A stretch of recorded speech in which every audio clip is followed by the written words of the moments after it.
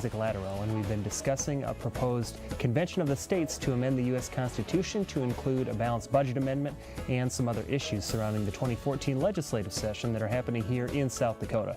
And Representative, as we continued this discussion, I just wanted to jump back a moment. At the end of the last segment, we were talking about issues of funding war efforts here in the U.S. if a balanced budget amendment was passed. So let's say that a balanced budget amendment were in place, and then 2 months later, there's a major world war that breaks out. How would the country, A, be able to go to war, and how would that war effort be funded if the balanced budget amendment was required? Right, and I don't know if you've seen those posters from the past, but you remember when they would put up those posters, they'd say, buy war bonds. You know, we have a critical thing that we need to fund. So if there is a major need to defend the United States of America, I believe that the people would be behind it 100%. They would be able to purchase war bonds or some other mechanism. And it just, kind of reminds me of something that we deal with a lot. The federal government will always seem to find a way to weasel around any type of restrictions that we put on their power. And so even with a balanced budget amendment, which may have an exception in it for times of war, there's the concern that they would say, well, we're in a perpetual time of war now, and so we can spend money on everything. And it's not even far-fetched to think that they would call domestic spending war funding, because they've done more ridiculous things in the past. But the more important aspect of calling for this convention of states is actually the conversation that will take place across the nation as a result of it. We have been operating in a way that's not in keeping with the Constitution for so long. So even when all these states start calling for a convention, that's going to get people's attention. They're going to say, you know what, I think we need to think about the Constitution. We need to think about limiting the power of the federal government. So that in of itself, to me, is the reason that we all need to be on board with this effort. We all need to start calling for a convention to propose amendments to restrain the federal government, because once people start doing that, that itself is going to have a restraining effect on our D.C. delegation, and it's going to help us start operating in a more constitutional way. Whether we're at war or not, it's important that we follow the Constitution, and I want to make sure that that happens. I think this is a way that can help that. And then another argument against the proposed balanced budget amendment is made by some economists, and there's certainly debate amongst the general group of economists on which path to take, but a sizable chunk of economists would argue that a balanced budget amendment would actually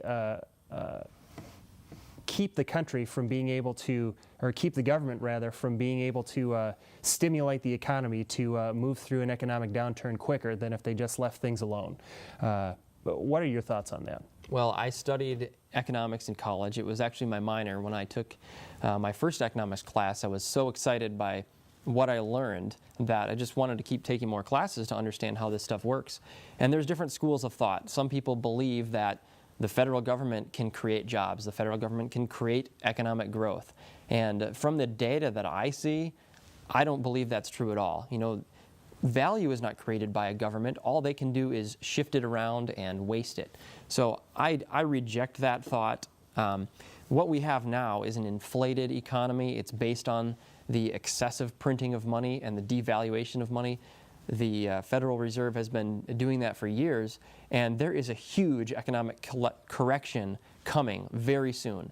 And it would actually be better if we restrained our spending and had the correction that way, in a controlled way, than having a huge bubble burst or having the currency, just continue to inflate at rapid rates.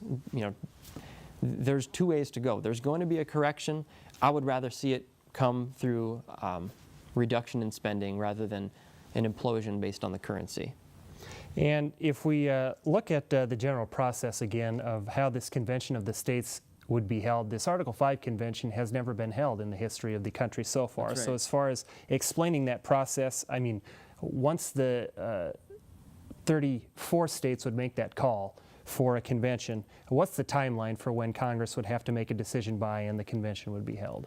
Well, what we're hoping to do is have quite a few states pass a call this year, and then next year the remaining states would pass the same call, so we'd be up to 34 states by then. And 2016 would be a great year to have an amending convention to propose amendments. It would be a presidential year. People would be very engaged. And we'd be talking about big solutions to the problem of D.C. that are as big as the problem. So, some people get excited about it, and other people say, well, is this even a feasible thing? Will this even happen? And I say, all the political changes that have been meaningful in this country have come when the American people rise up, they see a solution, they know that it's right, and the grassroots people get involved and say, I am going to demand that this happen. I'm going to call for this to happen. And that's one of the reasons I'm glad to be on the show with you today. I want to reach out to your viewers and say, if you support having a convention to restrain the federal government, please contact me. We need to find 100 people in every legislative district that will be willing to talk to their state legislators and tell them, hey, we're getting close to the end here. We've got to do something, and we've got to do something big. So I would just appreciate it if they would contact me. And how can they do that? Well, go to my website, isaaclatterell.com. If you can't spell it, you can Google it. That's fine. And I'll have information there. I'll have links to a Convention of States project. There's conventionofstates.com. It has a lot of information on the things I've been talking about and answering the questions. There's places you can go to volunteer if you want to contact your state legislators. So isaaclatterell.com is the place to start for that, and I'll get them all the information they need. Well, Representative, we appreciate you coming on the show and lending your perspective. Thank you very much for having me. I enjoyed it.